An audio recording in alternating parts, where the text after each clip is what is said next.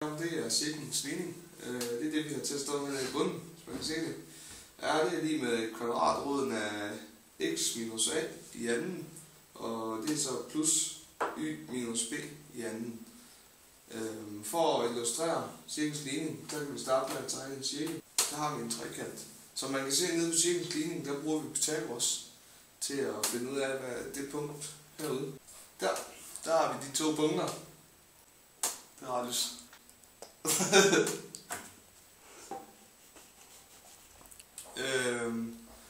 Og for at forklare lidt bedre,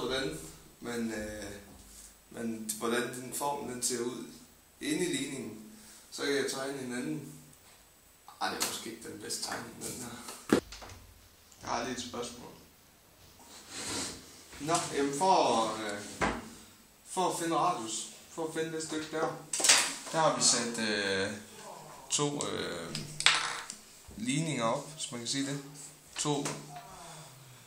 To ligninger, som forklarer.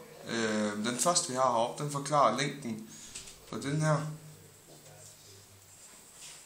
Det stykke der.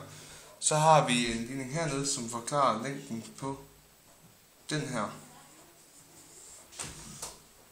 Så sætter vi de sammen, de to ligninger. Jamen, i radiusformen,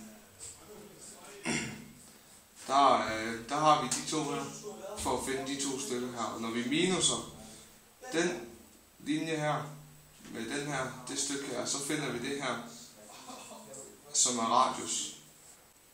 Det er radius. Hvis man vil gøre den mere simpel og skrive den bare under en kvadratrod, så kan du lave en formel, som hedder kvadratroden af. Og der har vi x minus a i anden. Den plusser du. Og så har du y minus b i anden.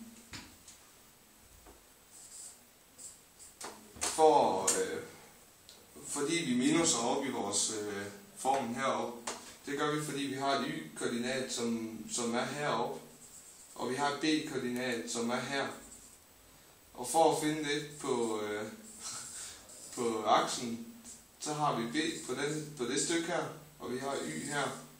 Og når vi minuser de to, så finder vi længden på den her, som vi skal bruge til Pythagoras.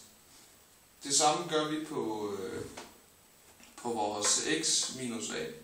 Der har vi x her, ligger der, og så har vi vores a-koordinat, som ligger her. Og når vi minuser de to fra hinanden, så får vi den, der ligger her.